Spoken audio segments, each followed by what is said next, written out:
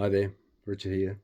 The Bible Nugget today is just a short one, just a quick one, because it was something that I just came across, obviously, while I was reading, and it's from 2 Corinthians chapter 5, verse 20. Now then, we are ambassadors for Christ, as though God were pleading through us. We implore you on Christ's behalf to be reconciled to God.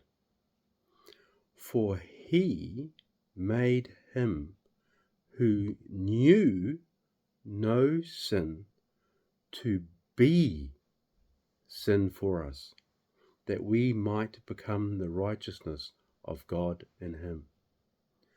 So what suddenly struck me whenever I was just reading through this and just thinking about it was he made Jesus, who knew no sin whatsoever, never committed a sin, was sinless.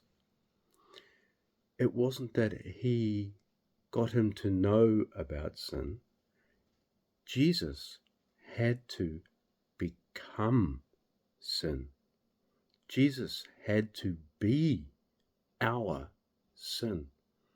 And that's also why on the cross Jesus cries out, my God, why have you forsaken me? And I think there's a prophecy or somewhere in the Psalms where it says that God would turn his face away from his own son. I mean, just wow, and that's because Jesus had become sin for us. He bore our sin on himself on the cross. And I was just thinking about that, as of course also as we're coming up to Easter time or Passover.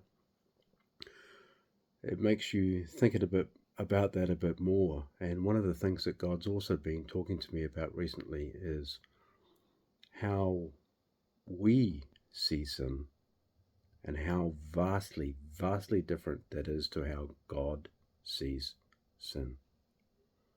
Jesus had to die for us because somebody had to pay the price for our sin.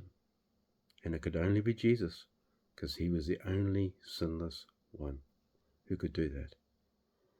But also, the thing with that is because death had no hold on him, because the wages of sin is death. So death had no hold on Jesus. Because of that, he was raised from the dead. Fantastic. We like that. Thanks very much. Hope you like that little bit. Bye.